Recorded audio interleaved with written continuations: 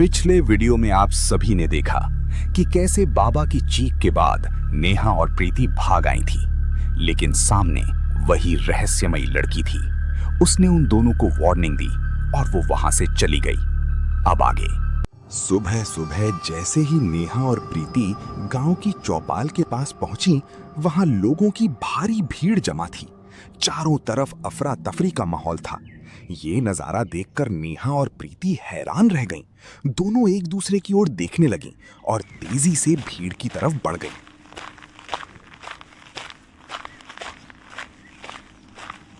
जैसे ही नेहा और प्रीति भीड़ के करीब पहुंची, उन्होंने जो देखा उसे देखकर दोनों के होश उड़ गए। वहां जमीन पर 2 लाशें रखी थीं। उनमें से एक तांत्रिक बाबा की थी, लेकिन दूसरी लाश को देखते ही प्रीति की आंखें फटी रह गईं। वो किसी और की नहीं बल्कि रोहित की थी। ये देखकर प्रीति गहरी सोच में पड़ गई। ये कैसे हो सकता है? रोहित की लाश यहां कैसे हो सकती है? लेकिन वो तो वहीं मर गया था। अगर वो मर गया था तो फिर उसकी लाश यहां कैसे पड़ी है? प्रीति के दिमाग में यही सब बातें चल रही थी। तभी अचानक उसे एक बात याद आई। उसने मन ही मन सोचा, हो सकता है जैसे विशाल के शरीर पर रवि की आत्मा का अधिकार था, वैसे ही रोहित के शरीर पर भी रवि की आत्मा ने कब्जा कर रखा हो। शायद इसी वजह से वो अब तक जिंदा दिखाई दे रहा था और अब उसकी असली सच्चाई सबके सामने आ गई। अरे बाप रे, अब हम क्या करेंगे? अब हमें कौन बचाएगा? 20 साल पहले जो गलती हम सबसे हुई थी, लगता है आज उसी की सजा हमें मिल रही है। अब इस गांव का क्या होगा? तुमने बिल्कुल सही कहा। अब कुछ नहीं हो सकता। अब हमें कोई नहीं बचा सकता। रवि की आत्मा हमें कभी नहीं छोड़ेगी। जिस तांत्रिक पर हमारी आखिरी उम्मीद टिकी थी, वो भी उसके हाथों मारा गया। अब इस गांव को बचाने वाला कोई नहीं बचा। उनकी बातें सुनकर वहां खड़े सभी गांव वालों के दिल में डर घर कर गया। कुछ लोगों की आंखों में आंसू थे तो कुछ खामोशी से जमीन की ओर देख रहे थे।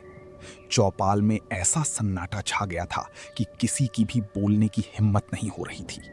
हर किसी के मन में बस एक ही सवाल घूम रहा था, अब उन्हें रवि की आत्मा से कौन बचाएगा? तांत्रिक बाबा भी अब इस दुनिया में नहीं रहे थे। गांव वालों को लगने लगा था कि 20 साल पहले की उनकी गलती का हिसाब अब कोई नहीं रोक सकता। पूरे गांव पर डर और निराशा की एक गहरी छाया फैल चुकी थी। तभी अचानक भीड़ के पीछे से एक भारी और गंभीर आवाज सुनाई दी। एक रास्ता है जिससे इस गांव का खौफ हमेशा के लिए खत्म हो सकता है। सभी लोग उस आवाज की ओर देखने लगे। वहां एक तांत्रिक खड़ा था। उसका कद छोटा था, लेकिन उसके चेहरे पर गजब का आत्मविश्वास दिखाई दे रहा था। उसकी आंखों में एक अजीब सी चमक थी। उसे देखते ही चौपाल में फिर से सन्नाटा छा गया। एक रास्ता है जिससे इस गांव के लोगों को उस अभिशापित हवेली के खौफ से हमेशा के लिए बचाया जा सकता है, लेकिन उस रास्ते पर चलने की कीमत बहुत बड़ी हो। इतना कहकर वो तांत्रिक चुप हो गया। फिर उसने धीरे धीरे अपनी नजरें प्रीति की ओर घुमाई। वो कुछ बोला नहीं, लेकिन उसकी नजरों में जैसे कोई गहरा इशारा छिपा था। ऐसा लग रहा था मानो वो बिना कुछ कहे प्रीति को बता रहा हो कि इस अभिशाप को खत्म करने का रास्ता उसी से होकर गुजरता है। वैसे आप हैं कौन? बेटा, ये तो वही तांत्रिक हैं जिन्हें हम इतने सालों से ढूंढ रहे थे। प्रणाम महाराज, हमें विश्वास ही नहीं हो रहा कि आप आज हमारे सामने खड़े हैं। गांव के बुजुर्ग की बात सुनकर वहां मौजूद सभी लोग हैरान रह गए। आप लोग इतने वर्षों से जो कहानी सुनते आ रहे हैं, उसमें कुछ बातें सच हैं, लेकिन पूरी सच्चाई आज तक किसी को नहीं पता चली। जो दिखाई दिया वो पूरी घटना नहीं थी। इस अभिशाप के पीछे का असली सच कुछ और ही है, और आज मैं आप सबको वही सच बताने आया हूं। ये बात आज से 30 साल पहले की है, जब इस गांव में न कोई अभिशाप था और ना ही इस हवेली का नाम सुनकर लोगों के दिलों में डर पैदा होता था। सुनिए बाबा, सब लोग मुझसे दूर दूर क्यों रहते हैं? कोई भी मेरे साथ खेलता नहीं है। सब मुझे मनहूस कहकर क्यों बुलाते हैं? मैंने ऐसा क्या किया है? क्या किया आर्य तू? पैदा होते ही अपनी माँ को हमसे छीन कर ले गया, और जहां भी तू जाता है वहां कोई ना कोई जानवर मर जाता है। बता, फिर गांव वाले तुझे मनहूस ना कहीं तो क्या कहीं? तेरे जन्म के साथ ही मेरी दुनिया उजड़ गई, मेरी जिंदगी बर्बाद हो गई। अब मेरी नजरों से दूर हो जा, मुझे तेरी शक्ल भी नहीं देखना चाहता। अपने पिता के मुंह से ऐसी बातें सुनकर रवि का दिल पूरी तरह टूट गया और बिना कुछ कहे वो धीरे धीरे घर से बाहर निकल आया। उसके मन में बार बार अपने पिता की कही हुई बातें ही गूंज रही थीं। देखो देखो, वो मनहूस आ गया। सब लोग इससे दूर रहो, इसके पास मत जाना। जहां ये जाता है वहां सिर्फ अनहोनी होती है। हाँ, सही कहा। इसे यहाँ से भगा दो। पता नहीं इस मनहूस की वजह से अब किस पर मुसीबत आने वाली है। जब से ये पैदा हुआ है गांव में कभी चैन नहीं रहा। आप लोग मुझे ऐसा क्यों बोल रहे हो? मैंने क्या किया है? मैं तो बस आप सबके साथ खेलना चाहता हूँ। अगर मुझसे कोई गलती हुई है तो मुझे बता दीजिए, लेकिन मुझे मनहूस मत कहिए। मनहूस न कहे तो क्या कहे? तेरे पैदा होते ही तेरी माँ इस दुनिया से चली गई, और जहां भी तू जाता है वहां कोई न कोई जानवर मर जाता है। पूरे गांव पर तेरी परछाई अपशकुन बनकर छाई हुई है, इसलिए हम तुझे मनहूस ही कहेंगे। अब यहां से चला जा। गांव वालों की कड़वी बातें सुनकर रवि की आंखों से आंसू बहने लगे। वो कुछ भी नहीं बोला, रोते हुए वहां से धीरे धीरे चला गया। कुछ दिनों बाद एक रात रवि अकेला गांव के बाहर बैठा था। तभी उसकी नजर सामने खड़ी एक युवती पर पड़ी। उसकी उम्र लगभग 18 साल थी। वो बेहद सुंदर और रहस्यमयी दिखाई दे रही थी। उसके चेहरे पर एक अजीब सी मुस्कान थी और उसकी मौजूदगी में ऐसा आकर्षण था कि जो भी उसे पहली बार देखता पल भर के लिए उसकी ओर खींच जाता। रवि भी कुछ क्षणों तक उसे बस देखता ही रह गया। फिर उसने रवि की ओर देखी और बोल पड़ी। क्या हुआ छोटू? तुम यहाँ अकेले क्या कर रहे हो? तुम्हें डर नहीं लग रहा? रात काफ़ी हो चुकी है। अगर यहाँ कोई जंगली जानवर आ गया तो? चलो अपने घर चले जाओ। इतनी रात में अकेले रहना ठीक नहीं है।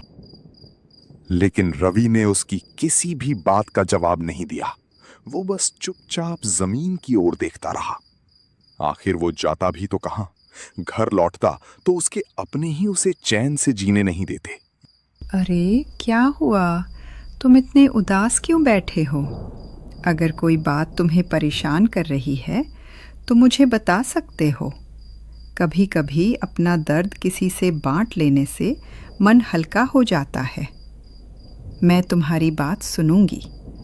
तुम बिल्कुल मत डरो। नहीं, आप मेरे पास मत आइए। आप यहाँ से चली जाइए। मैं मनहूस हूँ। जहाँ भी जाता हूँ वहाँ कोई ना कोई मर जाता है। फिर सब लोग उसी का इल्ज़ाम मुझ पर लगा देते हैं। मैं नहीं चाहता कि मेरी वजह से आपको भी कुछ हो जाए, इसलिए आप यहाँ से चली जाइए।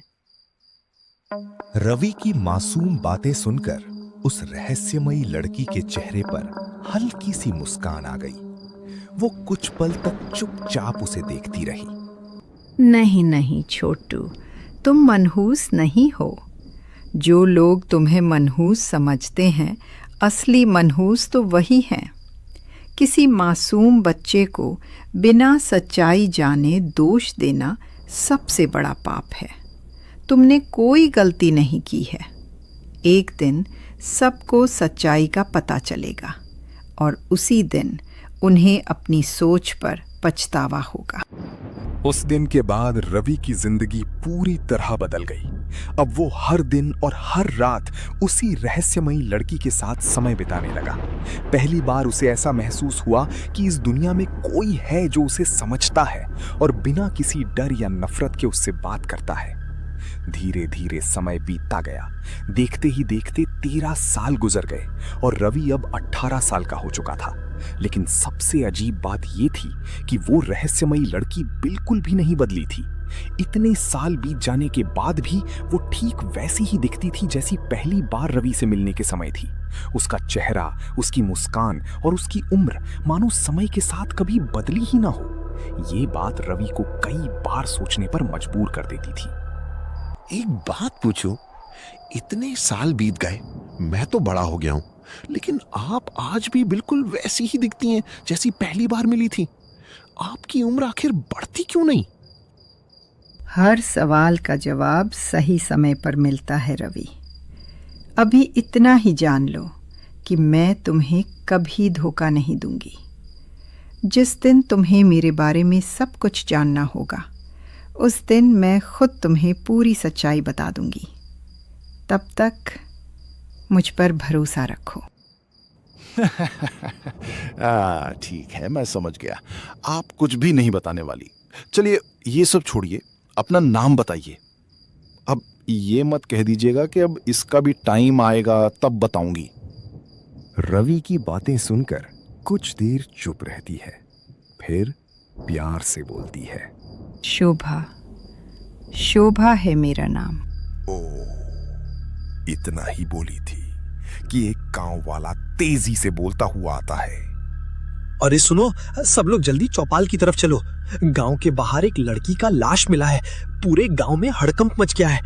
पता नहीं ये किसने किया, लेकिन लगता है कोई बहुत बड़ी अनहोनी होने वाली है। गांव वाले की ये बात सुनते ही दोनों एक दूसरे की ओर देखने लगे। बिना समय गवाए दोनों तेजी से चौपाल की ओर चल पड़े। कुछ ही देर में दोनों भी चौपाल के पास पहुंच गए, जहां पहले से ही लोगों की भारी भीड़ जमा थी। मेरी बेटी, मेरी बच्ची, आखिर उसने किसी का क्या बिगाड़ा था? किसने उसके साथ ये इतनी बड़ी निर्दयता की? भगवान, मेरी बेटी ने किसी का क्या दोष किया था? मुझे मेरी बेटी वापस कर दो। उस लड़की की मां फूट फूट के रो रही थी। ये सब देखकर रवि की आंखों से भी आंसू निकल पड़े। वो बस खामोशी से उस मां का दर्द देखता रह गया। क्या देख रहे हो सब लोग? ये सब इसी रवि की वजह से हुआ है। यही मनहूस है।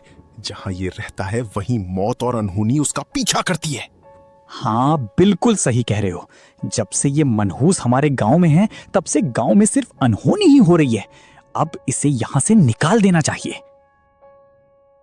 गांव वालों की ऐसी बातें सुनकर रवि पूरी तरह हैरान रह गया। उसकी आंखों में आंसू भर आए। उसे समझ ही नहीं आ रहा था कि बिना किसी सबूत के हर बार उसी को दोषी क्यों ठहराया जाता है। क्या बकवास कर रहे हो तुम लोग?